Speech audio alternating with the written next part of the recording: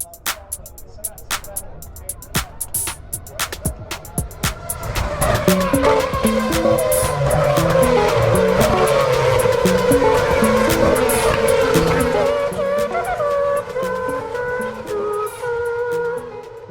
everyone. My name is Lauren, and welcome back to the Grid Sisters podcast. Hey, my name's Tess, and today we're doing Formula One for Dummies. Woohoo! Yeah. So today's episode is going to be part of a series that's directed towards newer fans of the sport. It is essentially Formula One for Dummies. So we're going to break it down. We're going to start from basics, build it up from there. Let's go. Okay. So, Tess, when I was trying to convince you to watch Drive to Survive, how did I explain it to you? You explained it as kind of like, you're like, it's like a documentary, but reality TV. You're like, there is so much drama, but just watch because the sport is so exciting. I'm like one episode in, and I had a million questions right away. And so you just were like, okay, so this is how the weekends work. This is what's happening.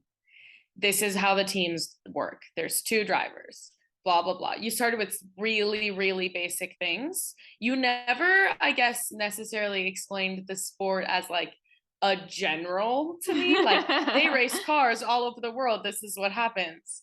I just kind of was like, okay, I guess that is what happens.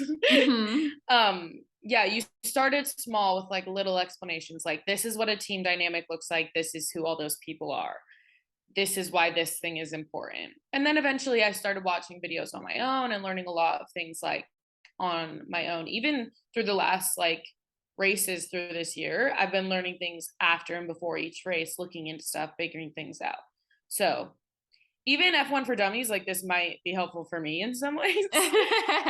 But okay.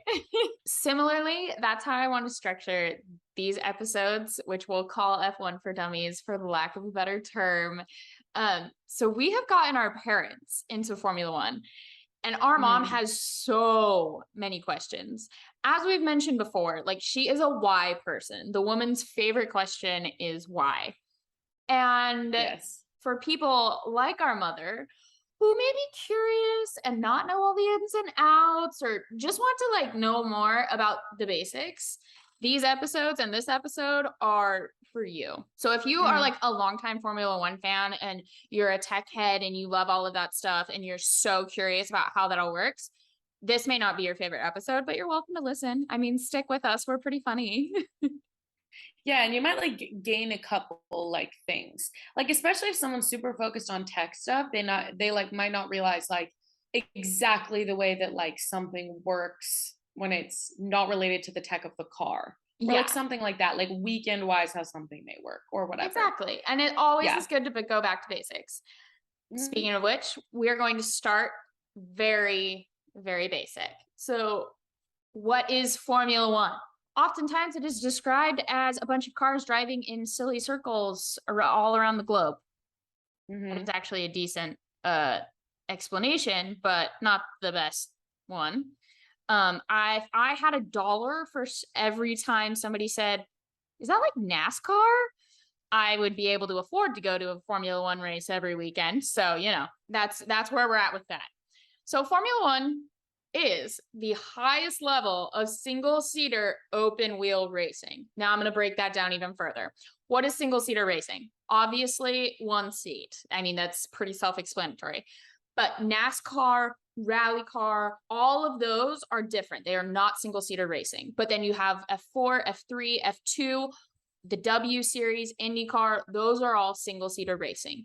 Think of it like a go-kart. That's also where we get the open wheel meaning, because it means that the wheels are outside of the body of the car. So not underneath in the chassis, nothing like that. They're outside the body of the car, like they are on an F1, F2, F3 Indy car. From there, we're going to transition into, there are currently 10 teams competing in Formula One. So the 10 teams we currently have are Mercedes, Red Bull, Ferrari, Alpine, McLaren, AlphaTauri, Alfa Romeo, Haas, Aston Martin, and Williams. Now, we currently have those 10 teams.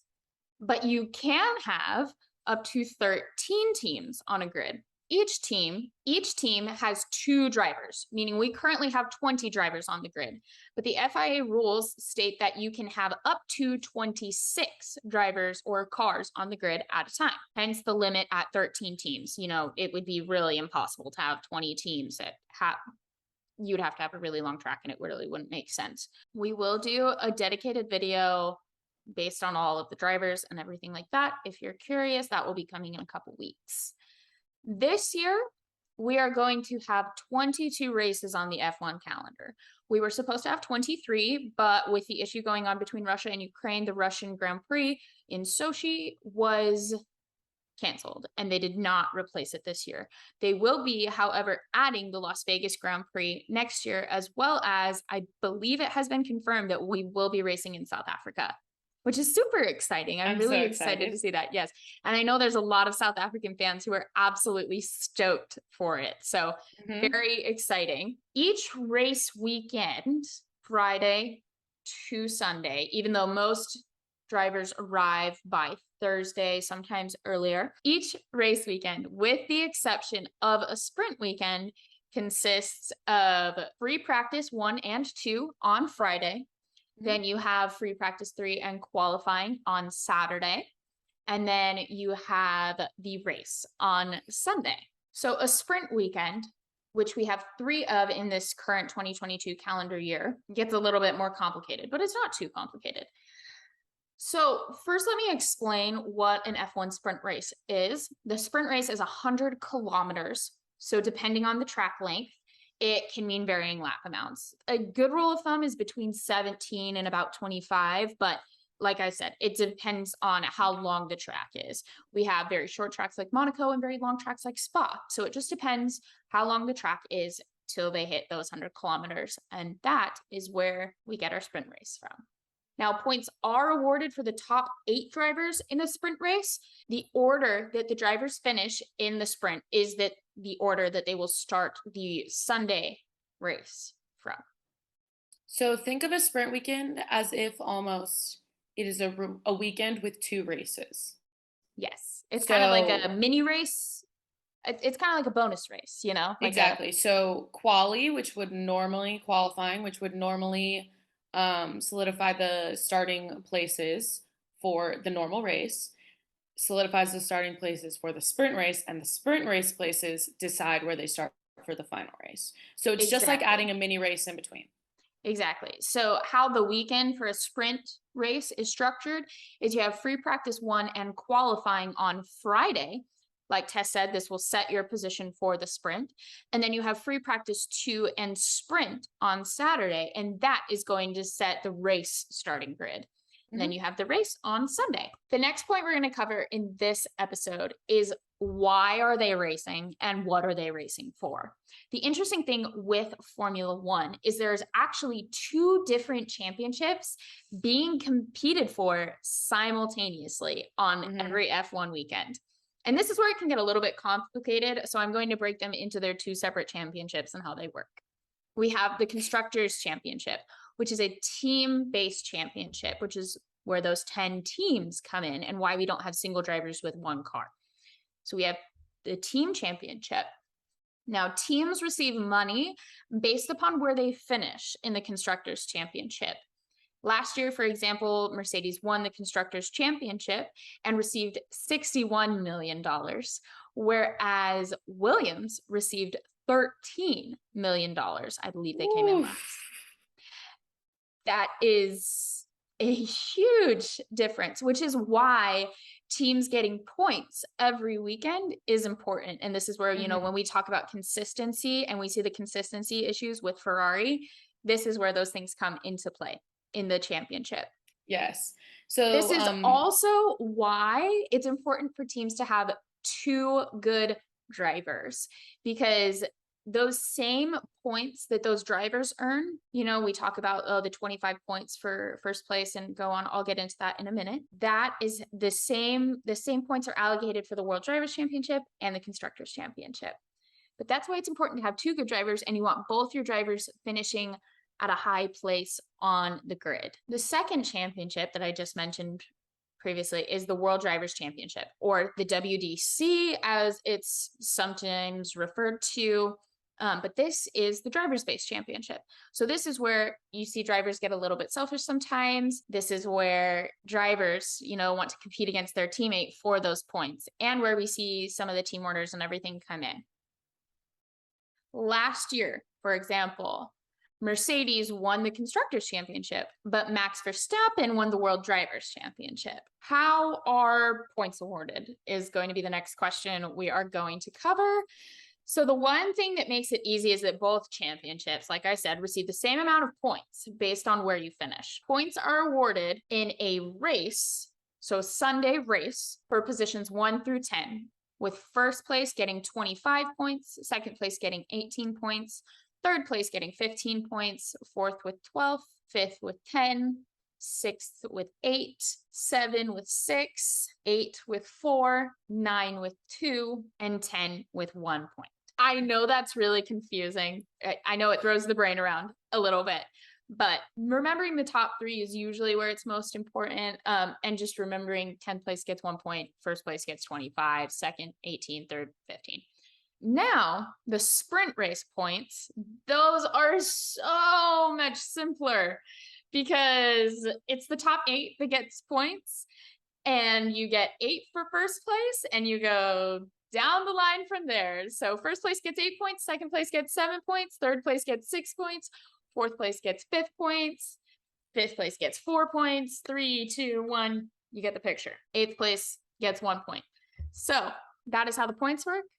Those points count towards both championships. What I was going to say is a good way that I always think about the difference between the championships. Obviously, one is a team championship that is using the same gathered points from the drivers, and those apply to the drivers' championship. I always think of the constructors' championship, like, why is it called constructors? And I'm like, okay, because it's the team who has the most highly developed car, or the team that has the most reliable car that is getting the drivers their points, that is the reason that they are winning the constructors' championship. It's for the construction of the car and the team and everything like that. Absolutely. So I guess like that's the way I always think about it. And that because brings me it's a big deal to the teams. Yeah, it's a huge deal to the teams. Mm-hmm. And that brings me into kind of my final point for this episode, is what makes Formula One different from other formula races. We have Formula 3, Formula 2, all of these other formula. Mm-hmm. What makes Formula One the highest level? What makes Formula One different and so expensive? Every Formula One car must be constructed uniquely by the teams. Mm-hmm. Now, some aspects of the car are dictated and regulated by the FIA. We'll get into an entire episode about the FIA. They're the governing body for Formula One motorsport. So this is where, when you hear people talking on TV, terms like new regulations or a new era of car come in, what this means is that there's new regulations that have been put into place for this Formula One 2022 season. Some things we see differently with this year's cars versus last year's cars is cars are able to follow a little bit closer, so you can get closer, which makes it much more interesting in terms of battles that we see. I call them battles, passing, getting around other cars, all of that type of thing, which can make things much more exciting. But the FIA sets down these certain boundaries and guidelines that the teams follow. And then from there, we really get to see the teams engineer and just find different ways to make their car shine. Yes. In terms of aerodynamics and power and engineering. It's amazing. Like, truly, the sport is just a highlight of like engineering brilliance and like genius minds. Like, absolutely. Obviously, drivers are really intelligent and they are doing something that is a skill and a talent that not very many people have. No. But also the people who basically, I was going to say create, but like invent the cars and the technology that is going into the cars that is unique to their team, completely secret, all of these things, they are why they get $67 million at Mercedes. Yes. It's them building the car. Yeah. Super. Yeah. Love the engineering. And we will get more into the engineering sides of things when we have more tech talks and things like that. I love the engineering side of things. which is hilarious because I am absolutely not an engineer at heart. But yes, we will get way more into that. Yeah. So that has been a little intro to Formula One, what it is, how it's set up, how it's structured, how the weekends work, why when someone says it's race week, we all get so excited because it really is a full weekend sport. And it is hilarious because sometimes people are like, oh, what do you want to do on Saturday? Do you want to go out? And I'm like, no, I'd much rather sit in bed and watch qualifying. Thank you. Sorry, I have plans. Me and my TV. Me and my TV have plans. Mm-hmm. For my mind to be somewhere in Europe on a racetrack. All right, you guys, this has been the first episode in the series of Formula One for Dummies. Thank you for listening to the Grid Sisters podcast. Go ahead and check us out on Instagram and leave us a comment on our YouTube with any questions you have. Subscribe to our YouTube channel. Yeah. Follow us. Give us ideas for any more F1 for Dummies. Yes. Specific questions. Yeah. Follow us on everything. Check out our TikTok. We're working on stuff. We're learning slowly but surely. You can find us on Spotify and on Apple. Give us a follow, rate us 5 stars, subscribe to our YouTube channel, do all the fun things, Yeah, give us the engagement. Come on. All right, you guys, we will see you tomorrow for another episode of the Grid Sisters podcast with our series All Gas, No Summer Breaks. Bye.